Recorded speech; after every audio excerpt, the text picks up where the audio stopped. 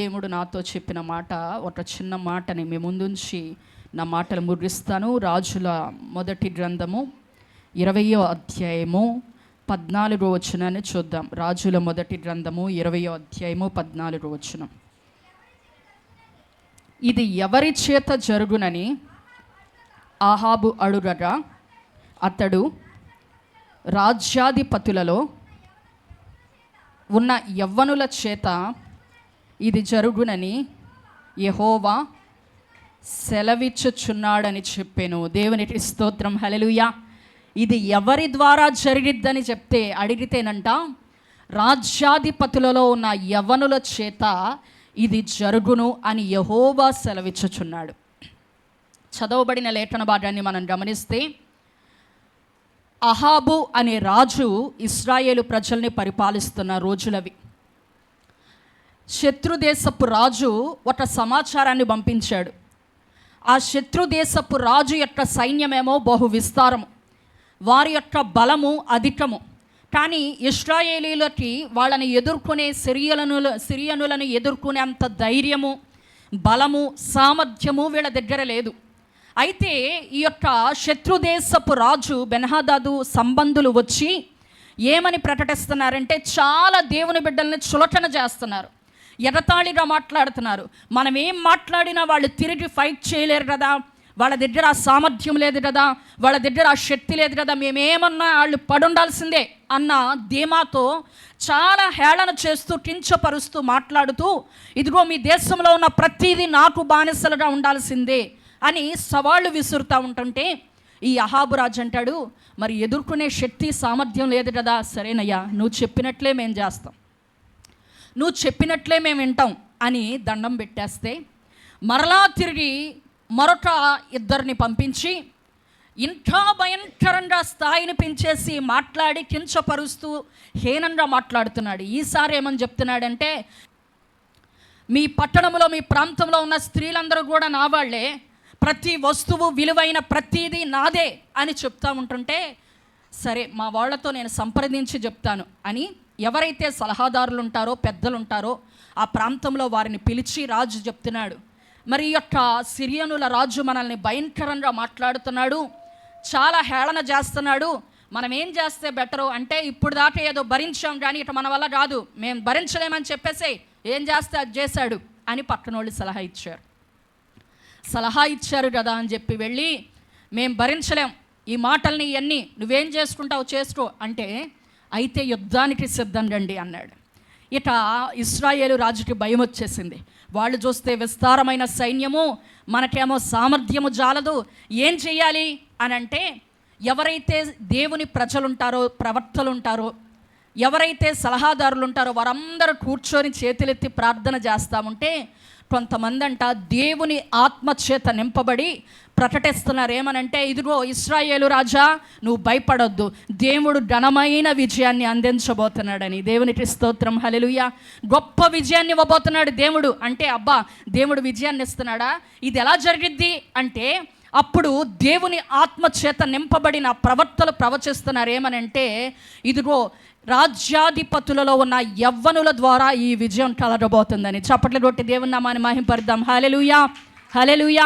ఎవరి ద్వారా కలుగుతుందంటండి? రాజ్యాధిపతులలో ఉన్న యవ్వనుల ద్వారా కలుగుతుందంట. ఒక యుద్ధానికి వెళ్ళాలంటే యుద్ధ సామర్థ్యం చాలా అవసరం. ఒక్క బలము మాత్రమే ఉంటే సరిపోదు, ఏం కావాలి? తెలివి కూడా ఉండాలి.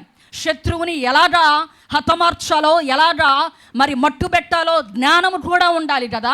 మరి దేవుడు చెప్తున్నాడు, రాజ్యాధిపతులలో ఉన్న యవ్వనుల ద్వారా నేను విజయాన్ని ఇవ్వబోతున్నానని. దేవునికి స్తోత్రం, హల్లెలూయా. ఎందుకని ఈ మాట దేవుడు మనతో మాట్లాడుతున్నాడంటే, నేను ఇక్కడ కూర్చున్నప్పుడు కూడా దేవుడు నాతో మాట్లాడుతున్న మాట ఏంటంటే, ఈ యొక్క సేవలో, పరిచర్యలో దైవజనులు ఎలా వెళుతున్నారంటే, అనేక ముళ్ళ బాటల గుండా నడిపించబడుతూ ఉన్నారు. ఒక్కొక్క ముళ్ళని వారు భరిస్తూ తొక్కుతూ నడుచుకుంటూ వెళుతూ ఉంటుంటే, దేవుడు నాతో మాట్లాడుతున్నాడు, వారు తొక్కి అనుభవిస్తున్న ప్రతి ముళ్ళను కూడా ఒక పువ్వుగా నేను మార్చబోతున్నాను, ఒక ఆశీర్వాదకరంగా మకరందంగా నేను మార్చబోతున్నానని దేవుడు చెప్తున్నాడు. ఈరోజు ఈ యొక్క కుమార్తె బాల్యము నుంచి యవన దశలోకి అడుగు పెడుతున్న సందర్భంలో దేవుడు వాగ్దాన పూర్వకంగా ఏమి సెలవిస్తున్నాడంటే వాళ్ళ తల్లిదండ్రులు సాధించలేని ఘనమైన కార్యాలు, వాళ్ళ జీవితంలో వాళ్ళు శత్రువుని జయించలేక ఇంకా పోరాటాలోనే ఉన్నారేమో. దేవుడు వాగ్దాన పూర్వకంగా చెప్తున్నాడు, ఇదిగో యవ్వనుల ద్వారా నేను విజయాన్ని ఇవ్వబోతున్నానని. దేవునికి స్తోత్రం, హల్లెలూయా. ముందు ఎంత ఘనమైన గొప్ప శత్రువు ఉన్నా సరే ఎవరి ద్వారా దేవుడి విజయాన్ని ఇస్తాడంట? యవ్వనుల ద్వారా దేవుడి విజయాన్ని ఇస్తాడంట. అక్కడ ఓ మాట రాయబడింది ఏంటంటే, రాజ్యాధిపతులలో ఉన్న యవ్వనుల ద్వారా. అంటే కుమార్తె ఎక్కడ ఉంది అంటే బయట రాజ్యానికి వెలుపలున్న వ్యక్తి కాదు, ఈమె ఎక్కడుంది? రాజ్యములోనే ఉంది. వీళ్ళకి ఇవ్వబడిన గొప్ప కృప ఏంటంటే, దేవుని సేవకుల కుమార్తెలుగా, దేవుని సేవకుల కుమారులుగా పెరిగే వాళ్ళకి ఇవ్వబడిన కృప ఏంటంటే, వాళ్ళు చూస్తే పైకి ఎంత ఆడంబరంగా అనిపిస్తూ ఉంటారో వాళ్ళ తల్లిదండ్రులు చిన్న చిన్న అవసరాలను కూడా తీర్చరు వాళ్ళకి. నా మంచి యవన కాలంలో మా తల్లిదండ్రులు, నేను యవన దశలోకి అడుగు పెట్టక ముందే నా తల్లిదండ్రులు ఇద్దరు పరిచర్యకు వెళ్ళిపోయారు. పరిచర్యకు వెళ్ళిపోయి అన్నీ అప్పటిదాకా ఒక రేంజ్లో బ్రతికిన మా జీవితం ఎలా అయిపోయిందంటే, మీకు ఆల్రెడీ చెప్పినట్టున్నాను. ఒకసారి ఒక టమాటాల ట్రే తీసుకొని వస్తే ఆ టమాటాల ట్రేలో నలిగిపోయినవి, కుళ్ళిపోయినవి అయ్యి ఉంటాయో అవి పక్కన పడేస్తే వాటిని ₹10 ఇచ్చి కొనుక్కొని వాటినే పచ్చడి చేసుకొని తినే పరిస్థితి. నిజంగానే ఆ ₹10 పెట్టి కొనుక్కున్న టమాటాల పచ్చడి ఎంత రుచిగా ఉండేదో చెప్పలేం, అంత అద్భుతంగా ఉండేదన్నమాట. అలాంటి జీవితం అనమాట. ఏమైపోయింది మా జీవితం సడన్గా అంటే, మేము ఇది దినం మాకు ఇట్లయితే జ్యూసులు చేసి మా తల్లిదండ్రులు ఇస్తూ ఉంటుంటే మా అమ్మ మా వెనకాల పడతా ఉంటే రోడ్లన్నీ తిప్పించేవాళ్ళం, బాబాయ్ మేము తాగడం మాకు కొట్టుకొస్తుంది అని. అలాంటి స్థాయి నుంచి చిటికేసినంత ఈజీగా పరిచర్య తెలంగాణ ఎలా అయిపోయింది?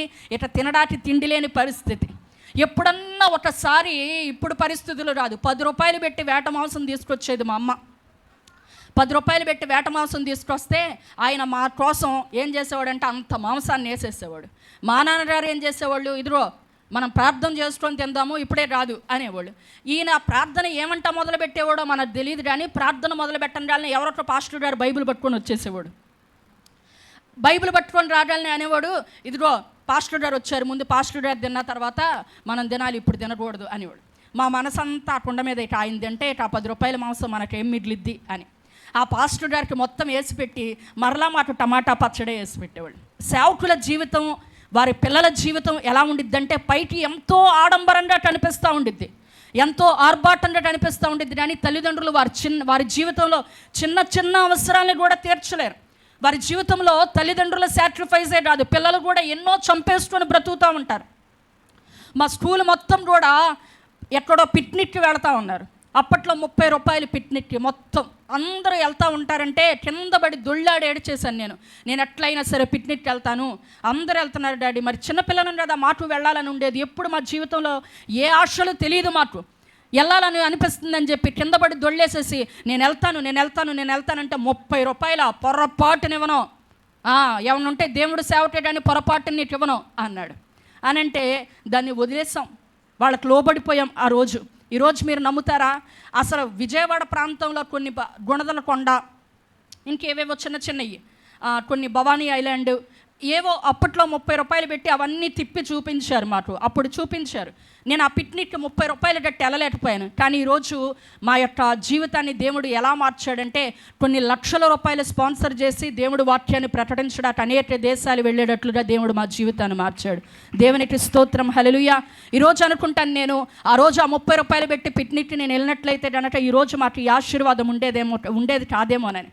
చూడండి, దేవుడు చెప్తా ఉన్నాడు, దేవుని ఆత్మ చేత నింపబడిన ప్రవక్తల ద్వారా దేవుడు పలికిస్తున్నాడు. ఇదిగో రాజు ద్వారా కాదంట, సైన్యము ద్వారా కాదంట, యుద్ధ నేర్పరితనం ఉన్న వారి ద్వారా కాదు, ఆయుధాలు ధరించుకున్న వారి ద్వారా కాదు, మరి ఎవరి ద్వారా ఈ ఘనమైన కార్యాన్ని చూడబోతున్నామంటే యవ్వనుల ద్వారా ఈ ఘనమైన కార్యాన్ని చూడబోతున్నామని. దేవునికి స్తోత్రం, హల్లెలూయా. మరి తల్లిదండ్రులు కూడా చూడలేని ఘనమైన కార్యాలు బిడ్డల ద్వారా దేవుడు జరిపించబోతున్నాడని దేవుని సేవకురాలుగా రూఢిగా ప్రకటిస్తున్నాను. దేవునికి స్తోత్రం, హల్లెలూయా. వాళ్ళ జీవితంలో దేన్నైతే వాళ్ళు చూడలేకపోయారో ఆశీర్వాదాన్ని, వారు ఏదైతే దర్శనాలు కలిగి ఉన్నారో ఆ దర్శనాలని వారి కుమార్తె ద్వారా, వారి కుమారుడి ద్వారా దేవుడు నిశ్చయముగా నెరవేర్చబోతున్నాడు. నమ్ముతున్నారా? ఆమేన్, హల్లెలూయా. యవ్వన కాలం ఎంత ప్రాముఖ్యమైనదంటే, బైబిల్లో దేవుడు మొట్టమొదటగా ఒక వ్యక్తిని చేశాడు. ఏం పేరు? అతని పేరు చెప్తారా? దేవుడు ఏమండి? బైబిల్లో మొట్టమొదట ఒక వ్యక్తిని దేవుడు చేశాడు, ఆదాముకి ఏమి లేదు, బాల్యం అనేదే లేదు. దేవుడు యవ్వన కాలంలో యవనస్తుడుగానే దేవుడు ఆదాముని సృజించేశాడు. రోమీయులకు రాసిన పత్రికలో పౌలు గారు ఏమని రాస్తూ ఉంటారంటే, మన ప్రభువైన యేసుక్రీస్తు వారిని కడపటి ఆదాముగా పోల్చుతూ ఉంటారు. ఈ కడపటి ఆదాముకి ఏమీ లేదు, వృద్ధాప్యం అనేదే లేదు. ఆయన మంచి యవన దశలోనే ఆయన అలాగా 33.5 సంవత్సరాలు ప్రభు పరిచర్య చేసిన తర్వాత ఆయన ప్రభు చిత్తాన్ని నెరవేర్చి 33.5 సంవత్సరాలకి ఆయన చిత్తమంతా నెరవేర్చి మరలా తిరిగి పరలోక రాజ్యానికి వెళ్ళిపోయినట్లుగా మనం చూస్తున్నాం. మొదటి ఆదాముకి బాల్యం లేకపోతే కడపటి ఆదాముకి ఏమీ లేదంట, వృద్ధాప్యం అనేది లేదు. కానీ ఇద్దరి జీవితంలో ఏముంది, యవ్వన దశ మాత్రం ఉన్నట్లుగా మనం చూస్తున్నాం. దేవుడు యవనస్తులకి ఎంత ప్రాముఖ్యత, ఎంత ప్రాధాన్యత ఇస్తున్నాడు. ఎప్పుడు ఈ ఘనమైన కార్యాన్ని, శత్రువులను జయించగలుగుతారు వీళ్ళు? ఎవరైనా యవనస్తులు అనగానే మొట్టమొదట మనకు గుర్తొచ్చే మాట ఏంటంటే, యవనస్తులు తప్పక తొట్టిల్లుతారు అని గుర్తొస్తుంది. కానీ దేవుని సేవకురాలుగా నేను ప్రకటిస్తున్న మాట ఏంటంటే, దేవుడు నాతో చెప్పమన్నమాట, యవనస్తులారా మీరు బలవంతులు, మీరు దుష్టుని జయించి ఉన్నారు. దేవునికి స్తోత్రం, హల్లెలూయా. ఈ యవన దశ అనేది చాలా ప్రాధాన్యతమైనది, చాలా ప్రాముఖ్యమైనదిగా మనం చూస్తూ ఉంటాం. దేవుడు మొట్టమొదటిగా యవ్వనస్తుడిగా ఆదామును సృజించిన తర్వాత ఎలా సృజించాడంటండి, తన స్వరూపమందు తన పోలికలో సృజించాడు. ఘనమైన కార్యాలు, విజయ కార్యాలు చూడాలంటే ఆయన రాజ్యములో, యవన కాలంలో గొప్ప ఘనమైన కార్యాలు చూడాలంటే మొట్టమొదటగా ఏం చేయాలి, ఆయన స్వరూపమందు ఆయన పోలికలో మనం మార్చబడాలి. స్వరూపం అంటే ఏంటి, పోలిక అంటే ఏంటి అంటే, ఒకటి ఆత్మీయతని గుర్తు చేస్తూ ఉంటే, ఇంకొకటేమో శరీర తత్వాన్ని గుర్తు చేస్తూ ఉంది. స్వరూపం అంటేనేమో ఏ ఆకారంలో ఉన్నాము ఏంటి అనేది కనపడతా ఉండిద్ది. పోలికలు అంటే అరే నీ అన్నీ మీ తాత పోలికలేరా అంటూ ఉంటారు. అంటే వీడు ప్రవర్తించే తీరుని, వాడి ఇన్నర్ ఫీలింగ్ అనమాట, వాడు ఎలా ప్రవర్తిస్తున్నాడు, ఎలా ఆలోచిస్తున్నాడు అనేదాన్ని పోలికలు అంటారు. ఈ స్వరూపము, ఈ పోలికలు ఎలా వచ్చేయాలంట, మనకి యవన దశలోకి రాగాలని దేవుడు ఎలా ఉన్నాడో ఆ రూపంలోకి మనం మార్చబడాలి. దేవునికి స్తోత్రం, హల్లెలూయా. ఏం చేశాడు, ఈ యొక్క ఆదాము కళ్ళు తెరవగానే మొట్టమొదట ఎవరిని చూశాడండి, ఎవరిని చూశాడు, ఎవరైతే ఆయన కలగజేశాడో ఆ దేవుణ్ణి చూశాడు. యవనస్తులు వారి జీవితంలో ఘనమైన కార్యాలను చూడాలంటే ఏం చేయాలి, ఆ మహాదేవుణ్ణి మొట్టమొదట ఎవరి వైపు దృష్టి నిలపాలి, దేవుని వైపు దృష్టి నిలపాలి. ఇప్పుడు ఎక్కడ చూసినా ప్రపంచాన్ని పాడు చేసేస్తుంది, ప్రపంచాన్ని పరిపాలిస్తుంది ఏంటి అంటే ఒకటే ఆయుధం, ఏంటిదండి, సెల్ ఫోన్. పొద్దున్నే లేవడాలనే ఏం ఎత్తుకుంటారు, పట్ట మీద ఎక్కడుందా అని ఏం ఎత్తుకుంటారు. దేవుడు మొహాన్ని కాదు, ఆయన ముఖ దర్శనాన్ని చేయడం కాదు, ఆయన చూద్దామని ఆశపడడం కాదు. లేవగానే ప్రభువా మరొక దినాన్ని ఇచ్చావు, నాకంటే గొప్పవారు, ధనికులు, బలవంతులు ఎంతోమంది గతించిపోయారు, నేనైతే మరలా సజీవురాలని నేను ముఖ దర్శనం చేసుకునే భాగ్యం ఇచ్చావని ఆయన్ని మొట్టమొదట దర్శించుకునేటట్లుగా ఉండట్లేదు.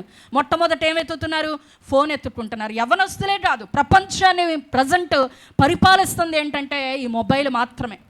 మరి కొద్ది రోజులు పని చేయకపోతే ఏమైపోతారో ఏంటో, జనాలు పిచ్చోళ్ళు అయిపోతారేమో. ఇంతవరకు నా ఫోన్కి లాక్ ఉండేది కాదు, మన ఫోన్లో ఏం సీక్రెట్లు ఉంటే నా ఫోన్కి లాక్ అవసరం లేదని అలా పెట్టేసేదని. ఇప్పుడు ఏమైందంటే వాక్యానికి ఎక్కడన్నా ప్రకటించడానికి వెళ్ళినప్పుడు నేను అక్కడ కూర్చొని ఉంటే బుడ్డి పిల్లలే, వాళ్ళకి మాటలు కూడా రావన్నమాట. ఆ బుడ్డి పిల్లలు వచ్చేసి ఏం చేసేస్తున్నారంటే సప్సప్మని నొట్టేసేసి నా ఫోన్లో మరి పనికొచ్చేవి ఉంటాయి కానీ పనికిరాని ఏమి ఉండవు. ఆ గేమ్లు అయ్యో ఇన్స్టాల్ చేసేసి దాన్ని డూయి అని ఆడుకుంటూ వెళ్ళిపోతున్నాడు నా ఫోన్ పట్టుకొని. ఎందుకు వచ్చిందని లాక్ పెట్టేస్తున్నాను. ప్రపంచం దేని వెంబడి పరిగెడుతుంది, దేని చూస్తుందంట, మొట్టమొదట లేవడాలనే మొబైల్ని చూస్తూ ఉంది. కానీ యవ్వనస్తులు వారి జీవితాన్ని కాపాడుకోవాలంటే మొట్టమొదట దేవుని స్వరూపంలోకి, దేవుని పోలికలోనికి రావాలి. ఆయన ముఖ దర్శనాన్ని చేసేటట్లుగా మనం ఉండాలి. దేవునికి స్తోత్రం, హల్లెలూయా. యవ్వనస్తులు దేని చేత తమ నడతని శుద్ధి చేసుకుంటారు అంటే ఏమని రాయబడింది లేఖన భాగంలో, ఆయన వాక్యాన్ని బాగుగా చదవడం వల్ల. ఎంతమంది దేవుని వాక్యాన్ని డైలీ చదువుతారు, దేవుని వాక్యాన్ని, బైబిల్ని ఎంతమంది చదువుతారు? నిశ్చయముగా వారిని ఎవ్వరూ కదిలించలేరు. ఎందుకంటే శరీరానికి ఆహారం, ఆత్మీయ ఆహారం ఎంత అవసరమో ఆత్మకు కూడా ఆత్మీయ ఆహారం అంత అవసరమై ఉన్నది. మనం రోజు పుష్టిగా తింటేనే కదా బలంగా ఉంటాము, లేదంటే ఏమైపోతాం, ఏ చిన్న రోగం వచ్చినా, ఏ చిన్న ఇబ్బంది వచ్చినా, ఏ గట్టిగా ఎండకెళ్ళినా కూడా పని చేయలేము, డామును పడిపోతూ ఉంటారు. తినే ఆహారం ఎలాగ శరీరానికి శక్తినిస్తుందో ఈ యొక్క జీవాహారం కూడా అంట మన ఆత్మకి శక్తినిస్తుంది. ఎన్నో సాతానుడు టెంప్టేషన్స్ తీసుకొచ్చేస్తుంటాడు, ఎన్నో బలహీనతలు తీసుకొస్తాడు, ఎన్నో ఆకర్షణలు తీసుకొచ్చేస్తాడు. వాటన్నిటిలో మనం పడిపోకుండా ప్రభువులో నిలబడాలంటే గనక, వాటిని సమర్థంగా ఎదుర్కోవాలంటే గనక ఏం చేయాలి? ప్రతిరోజు ప్రతి ఉదయము ఆయన ముఖ దర్శనం చేసేవారిగా ఉండాలి. దేవునికి స్తోత్రం, హల్లెలూయా. ప్రార్థన, దేవుని వాక్యాన్ని మనం ఎప్పుడైతే ఈ రెండిట్లో ఎడతెడట ఉంటామో మనకేమైద్ది? ఆయన ముఖ దర్శనం రోజు కలుగుతూ ఉండిద్ది. ప్రార్థన అంటే ఏంటి? మనము దేవునితో మాట్లాడడం, మనం దేవునితో మన బాధ అంతా చెప్పుకోవడం, మన కన్నీరంతా గార్చడం. వాక్యం అంటే ఏంటి? దేవుడు వాక్యం ద్వారా మనతో మాట్లాడతాడు. ఆయన మనతో మాట్లాడే పద్ధతి ఏమో వాక్యము ద్వారా, మనమేమో దేవునితో మాట్లాడే పద్ధతి ఏమో ఏంటిది? ప్రార్థన ద్వారా. మన హృదయం అంతా ఆయన దగ్గర కుమ్మరించాలి. అందుకే యాకోబు ఒక కలగంటా ఉంటాడు. ఆ కలలో అంట పరలోక రాజ్యానికి నిచ్చెనేస్తుంటే కొన్ని దేవదూతల నిచ్చెన మీద ఎక్కుతున్నాయంట, కొన్ని ఏమో దిగుతూ ఉన్నాయంట. దానికి ఏమని పేరు పెట్టాడంటే ఆయన, ఇది మహానయీము అని పేరు పెట్టాడు. అంటే రెండు సేనలు. ఒక సేన ఏం చేస్తుందంటే దేవదూతల సైన్యం, ఒక సైన్యం అంట మనం ఏది ప్రార్థన చేస్తున్నామో అది దేవుని దగ్గరికి తీసుకెళ్తుంటే, ఇంకో సైన్యమేమో మనం అడిగిన వాటిని భూలోకానికి తీసుకొని వస్తుందంట. దేవునికి స్తోత్రం, హల్లెలూయా. యవనస్తులైన బిడ్డలు వారి ప్రవర్తనని కాపాడుకోవాలంటే ఏం చేయాలంట? ప్రతిరోజు ఆయన ముఖ దర్శనాన్ని చేసుకోవాలి. ఆదాము గారు ఏం చేశారు? మొట్టమొదట దేవుణ్ణి చూసినట్లుగా ఆయన స్వరూపములో, ఆయన రూపములో, ఆయన పోలికలో సృజించబడిన ఆదాము గారు ఏం చేశాడంట? దేవుని యొక్క ముఖ దర్శనాన్ని చేస్తున్నట్లుగా మనం కూడా ఏం చేయాలి? ఆయన ముఖ దర్శనాన్ని మనం చేసుకోవాలి. దేవుని ముఖ దర్శనాన్ని ఎప్పుడైతే మనం చేసుకుంటామో ప్రతిరోజు, ఈరోజు ఎటు వెళ్ళినా కూడా మనకేం కలిగిద్ది? విజయం కలిగిద్ది. ఎటు వెళ్ళినా కూడా ఆయన రూపం మనలో కనపడి, ఎస్తేరును చూసినప్పుడంట రాజుకి దయ కలిగినట్లుగా మన పట్ల కూడా చూసిన వారందరికీ దయ పుట్టేటట్లు దేవుడు చేస్తాడు. ఈ రోజంతా కూడా మనం చేసే ప్రతి పనిలో కూడా దేవుడు మనకు తోడై ఉండాలంటే, మనం ఎటు వెళ్ళినా కూడా దేవుని హస్తం మనతో ఉండాలంటే ఉదయకాలం మనం ఏం చేయాలి? ఆయన్ని ఎదుర్కోవాలి మొట్టమొదటగా. దేవునికి స్తోత్రం, హల్లెలూయా. మొట్టమొదటగా యవనస్తులు ఏం చేయాలంట? దేవుణ్ణి ఎదుర్కొనే వారిగా ఉండాలి. రెండోదిగా ఆదాము జీవితంలో మనం చూస్తే, యవన కాలంలో సృజించబడిన ఆదాము జీవితాన్ని మనం చూస్తే, దేవుడు ఆదామును సృజించిన తర్వాత ఒక పనిని అప్పగిస్తున్నాడు. చూడండి, అదే ఆదికాండము 2వ అధ్యాయము 15వ వచనం. ఆదికాండము 2వ అధ్యాయం 15వ వచనం. దేవుడైన యెహోవా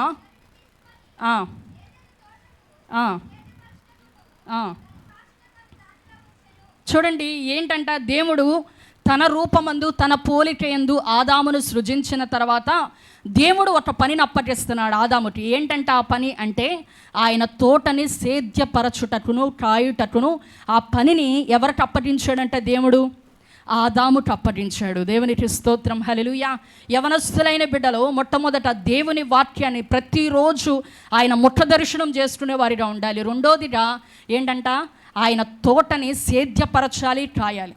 ఆయన తోట అంటే ఏంటండి? దేవుని సన్నిధి, ఆయన సంఘము.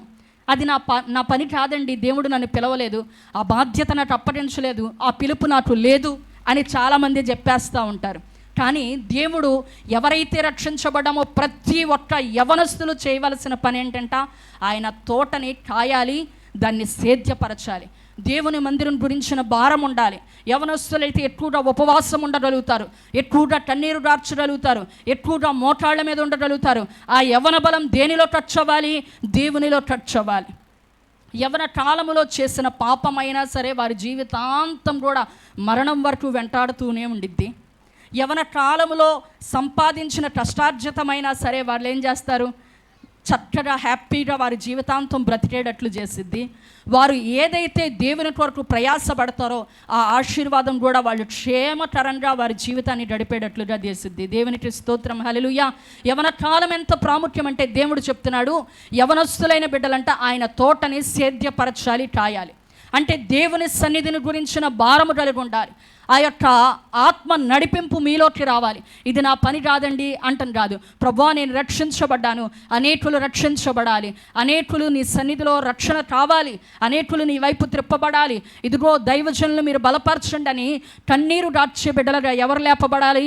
యవ్వనస్తులైన బిడ్డలు లేపబడాలి. దేవుడు ఆదామును సృజించిన తర్వాత దేవుడు చెప్తా ఉన్నాడు ఆదాముతో, నువ్వు నా తోటని కాయాలి, సేద్యపరచాలని. మీరు అనొచ్చు ఏమండి ఇది నా పని కాదని. చూడండి విలాప వాక్యాలు 3వ అధ్యాయం 27వ వచనం చూద్దాం. విలాప వాక్యాలు 3వ అధ్యాయం 27వ వచనం. యవన కాలమున కాడిమోయుట నరునికి మేలు, అతని మీద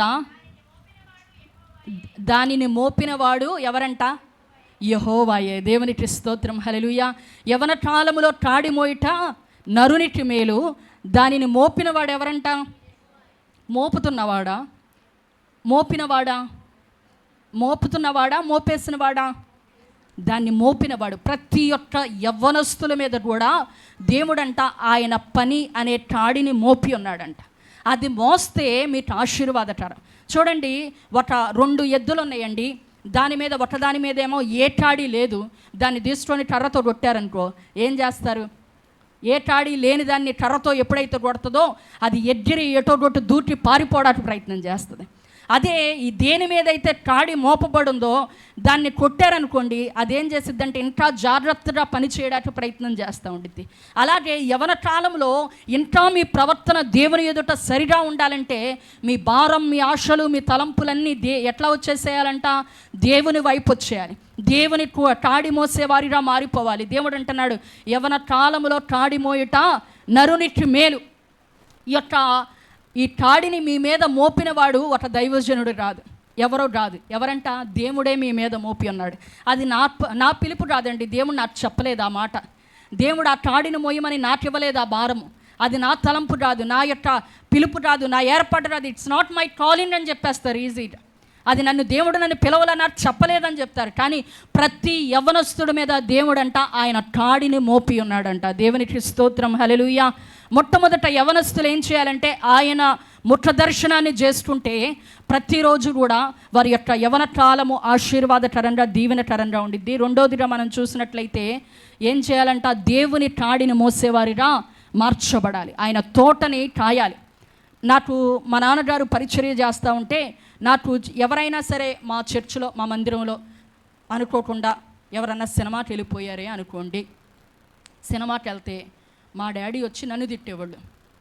వాళ్ళు ఎందుకు సినిమాకి వెళ్ళారు, నువ్వేం చేస్తున్నావు అని. అప్పుడు నేను ఇంకా పరిచర్యకి సేవకు రాలేదు కాబట్టి నాకు అర్థమయ్యేది కాదు. ఈయనకి ఫ్రస్ట్రేషను, కోపం ఎవరి మీద చూపించాలో తెలియక ఇక నేను తేరగా కనపడ్డాను కాబట్టి నా మీద చూపిస్తున్నారు అనుకునేదాన్ని నేను.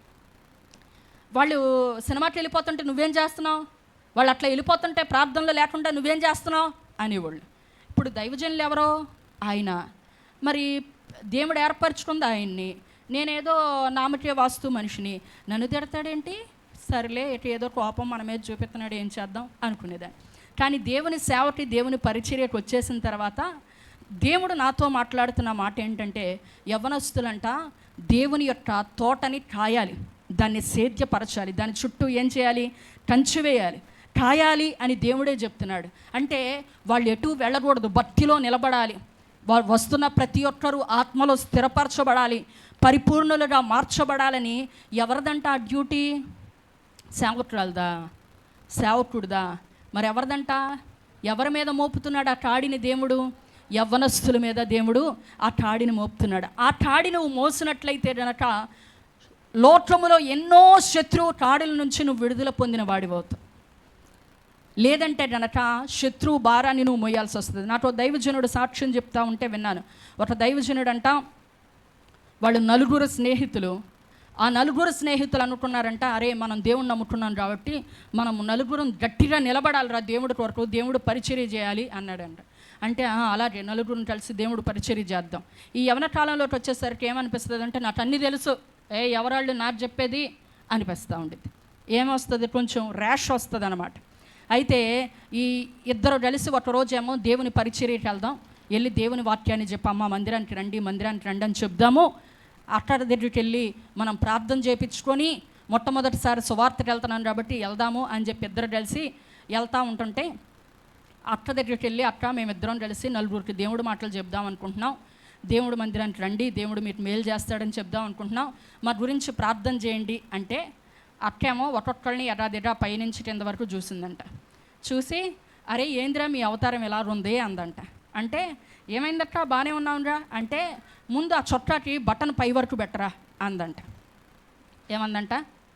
ఆ చొట్టాకి బటన్ పై వరకు పెట్టరా, మొత్తం చొట్టా ఇప్పుకొని వెళ్తున్నావు అందంట. అంటే ఆడేం మాట్లాడలేదు, సైలెంట్గా ఉన్నాడంట. ఆ తలకు నూనె లేదు, దుబ్బురు తల, మీరు వెళ్ళి ఏం చెప్తారా దేవుడు మాటలు అనేసని ఆమె చిన్న ప్రార్థన చేసి పంపించిందంట. బయటకు వచ్చిన తర్వాత ఇతను ఈ చొట్టాకి గుండీ పెట్టలేదంట. చొట్టాకి ఏం చేయలే, గుండీ పెట్టలేదంట. ఈ పక్కన ఉన్న అతను అడిగాడంట, అరే అక్క నేను చొట్టాకి గుండీలు పెట్టుకోమందిరా, నువ్వు ఎందుకు పెట్టుకోలేదు అని అడిగాడంట. అడిగితే వెంటనే అన్నాడంట, చొట్టాకి గుండీలు పెట్టుకోమని బైబిల్ ఎక్కడుందో చూపించు అన్నాడంట. ఏమన్నాడంట? చొట్టాకి గుండీలు పెట్టుకోవాలని బైబిల్ ఎక్కడుందో చూపించు అన్నాడంట. అయ్య బాబాయ్ ఎందుకు వచ్చిన గొడవలే అని, నువ్వు చొక్కాకి గుండీలు ఎందుకు పెట్టుకోలేదని నేను ఎప్పుడు అడగను, నువ్వెందుకు పెట్టుకున్నావని నువ్వు నన్ను అడగకు, మన ఇద్దరం కలిసి సువార్తకి వెళ్దాం పద అని సైలెంట్గా సువార్తకి వెళ్ళారంట. వెళ్ళి దేవుని వాక్యానికి నలుగురికి చెప్పేసి వచ్చేసిన తర్వాత ఈ గుండీలు పెట్టుకొని వెళ్తున్నాడు కదా ఇతను, బైబిల్ ట్రైనింగ్కి వెళ్ళాడంట. బైబిల్ ట్రైనింగ్కి వెళ్ళి అక్కడ మొట్టమొదటి రోజు పాట పాడతారా అని అడిగితే పాట పాడాడంట. మైక్ తీసుకొని దేవుణ్ణి స్తుతించుడి అని పాట పాడుతూ ఉంటే ఒక అమ్మాయి వచ్చి స్వీట్గా చెప్పిందంట, అబ్బా ఎంత బాగా పాడారండి, అద్భుతంగా పాడారు పాట అంటే ఇంకంతే ఫ్లాట్. నా జీవితంలో ఎవరు నన్ను అద్భుతంగా పాడేవనలేదు, మీరు కాబట్టి పాడేవన్నారని వెంటనే ఆమె తాళి కట్టేశాడంట. అర్థమవుతుందా? ఈ పక్కనున్న గుండీ పెట్టుకొని లోబడిన వ్యక్తి ఏమో ప్రపంచ దేశాలకి దేవుని సువార్తను ప్రకటిస్తూ ఉంటుంటే, అనేక దేశాలకి మిషనరీ పరిచర్య చేస్తా కొన్ని లక్షల మందిని ప్రభు కొరకు సంపాదిస్తే, ఒక చిన్న మాటకాడ లోబడలేని ఆ యవనస్తుడు ఏం చేశాడంటే ఆ అమ్మాయిని ప్రేమ వివాహం చేసేసుకొని హైదరాబాదులో అకౌంటెంట్గా జాబ్ చేస్తూ ఆ వచ్చే 10,000 రూపాయలు చాలక వాళ్ళ అమ్మా నాన్నట ప్రతిసారి ఫోన్ చేసి నెల నెల సరుకులు బియ్యము ఇక్కడి నుంచి పంపిస్తారంట. వాళ్ళ అమ్మా నాన్న ఫ్యామిలీని పోషించుకోలేక చాలా కష్టాలు పడతా ఉన్నాడంట. ఇప్పుడు మీకు అర్థం కావాల్సిన విషయం ఏంటంటే, యవన కాలంలో దేవుని కాడి మోస్తే అది నీకు మేలు. నువ్వు అనుకుంటావు నేను ఎంతో కష్టపడుతున్నా దేవుని కొరకు, ఎన్నో త్యాగాలు చేస్తున్నాను, నా మట్టుకు నేనైతే నా జీవితంలో చాలా కోల్పోయాను. యవనస్తులందరూ తినే తిండి ఏది నాకు తెలియదు, ఒక బలమైన తిండి నాకు తెలియదు ఏ రోజు కూడాను, ఒక శ్రేష్టమైన ఫుడ్ మాకు తెలియదు. ఏ సేవకి వెళ్ళినప్పుడు అక్కడ ఏమి మాకు రూపాయి వచ్చేది కాదు. ఏదన్నా స్వీట్ బండి వెళ్తూ ఉంటుంటే మా నాన్నగారే ప్రభు ఆ స్వీట్ తినాలనిపిస్తుంది నాకు ఇవ్వు అని ప్రార్థన చేసుకునేవాడు కాదు, దాని మీద నాకు మనసే లేకుండా చెయ్యి ప్రభు అని ప్రార్థన చేసుకునేవాడు. ఒక శ్రేష్టమైనది తినడం మాకు తెలియదు, ఒక సరదాగా ఓ ఫంక్షన్కి వెళ్ళడం మాకు తెలియదు, ఒక మంచి వస్త్రాలు కట్టుకోవడం మాకు తెలియదు. మా జీవితంలో మేము ఎన్నో వాటిని విడిచిపెట్టేస్తాం, వదిలిపెట్టేస్తాం, దేవుడు కాడి మాత్రమే మోసుకుంటూ వచ్చాం. అది మాకు తెలివుండి కాదు, జ్ఞానం ఉండి కాదు, లోబడిపోయామంతే. మా దైవజనులకి మేము లోబడి ఆ కాడి దేవుడు మా మీద మోపాడు అని ప్రార్థన, ఉపవాస ప్రార్థనలో, పొద్దున్నే లేస్తే ప్రార్థనలో వెళ్తాం, చదువుకోవడం, ప్రార్థనలో ఉండడం, ఎక్కడన్నా కుటుంబ ప్రార్థన అంటే వెళ్ళిపోవడం, రావడం, బైబిల్ చదివి మా నాన్నగారికి సహకరించడం, ఎటన్నా వెళ్ళాలంటే వెళ్ళిపోవడం, డ్రమ్ము పట్టుకోవడం, దేవుడు మాటలు చెప్పడం, లేదా ఉపవాస ప్రార్థనలు, సెలవైతే ఉపవాస ప్రార్థన, లేదంటే ఆల్ నైట్ ప్రార్థన. రేపు ఎగ్జామ్ అంటే ఈరోజు ఆల్ నైట్ ప్రార్థన, రేపు ఎగ్జామ్ ఉంది నేను ఈరోజు పడుకోకపోతే కుదరదు, ఏముండేది కాదు. ప్రార్థనే జీవితంగా బ్రతుకొచ్చాం. కానీ ఈరోజు మీరు నమ్ముతారా, కొన్ని వేల లక్షల రూపాయల చీరలు తీసుకొచ్చి మాకు పెడతా ఉంటే వాటిని ఎక్కడ పెట్టాలో కూడా మాకు తెలియట్లేదు. దేవుడు ఏది తక్కువ చేసే దేవుడు కాదు. ఆయన కాడిని మనం మోస్తేనంట అది మనకు మేలంట. యవ్వన కాలంలో అప్పగించుకున్న వారు ఈరోజు శ్రేష్టమైన స్థానాల్లో ఉన్నారు. దైవజనులు లేసన గారు తన యవ్వన వయసులోనే ఏం చేశారు, ఆయన జీవితాన్ని ప్రభు కొరకు అప్పగించేస్తే ఆయన అసలు ఒక్కొక్క రోజు ఒక్కొక్క మందిరానికి వెళ్ళిన సంవత్సరం జాలదు, అన్ని వేల మందిరాలు కట్టేశాడు ఆయన. దేవుడు అంత ఆశీర్వాదాన్ని ఇచ్చాడు.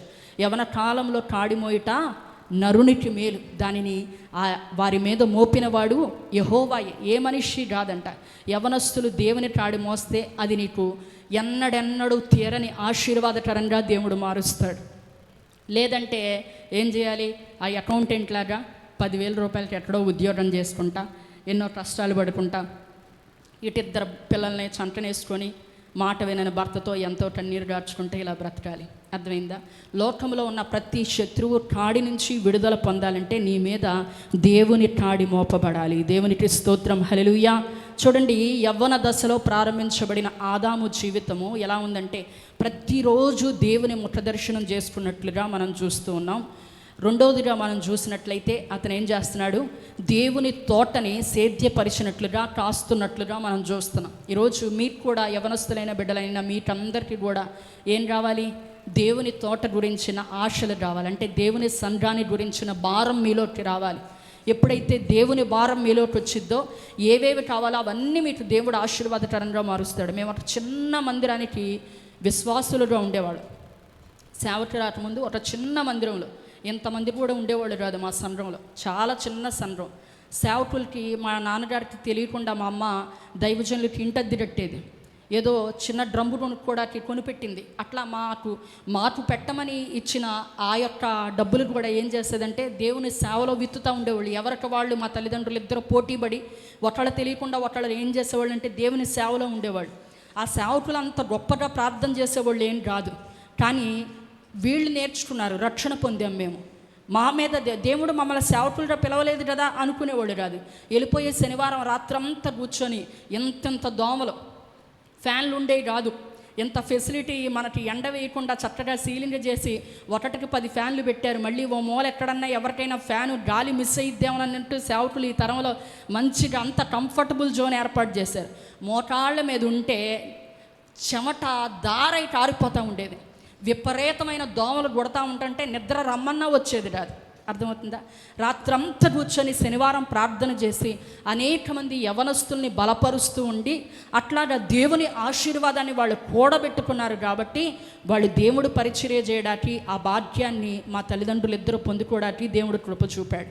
అంత మాత్రమే కాదు, వాళ్ళు ఎంత పరిచర్యలో కష్టపడ్డారో ఆ యొక్క ప్రయాసకు ప్రతిఫలాన్ని ఈరోజు నేను నా జీవితంలో చూడగలుగుతున్నా. దేవునికి స్తోత్రం, హల్లెలూయా. ఈరోజు యవనస్తులైన బిడ్డలో మీ జీవితాలు ఆశీర్వాదకరంగా ఉండాలంటే ఏం చేయాలి? ప్రతిరోజు ఏం చేయాలి? ఫోన్ ఎక్కడుందో వెతుక్కోవాలి, యూట్యూబ్లు వెతుక్కోవాలి. మరేం కావాలి? దేవుని ముఖ దర్శనాన్ని చేసుకోవాలి. రెండవదిగా దేవుని కాడిని మనం మోయాలి. మూడవది దేవుని చిత్తానికి మనం అప్పగించుకోవాలి. ఆదాము అడిగాడా, ప్రభువా నాకు బోర్ కొడుతుంది, నాకు ఏమైనా ఫేస్బుక్ అకౌంట్ ఇవ్వు, లేదా ఇన్స్టాగ్రామ్ అన్న ఇవ్వు, బోర్గా ఉంటుంది, కాసేపు చాటింగ్ చేసుకుంటా, కాసేపు రీల్స్ చూసుకుంటానని అడిగాడా? అడగలేదు. దేవుడు ఏం చేశాడు? సాటి అయిన సహకారిగా ఏం చేశాడు?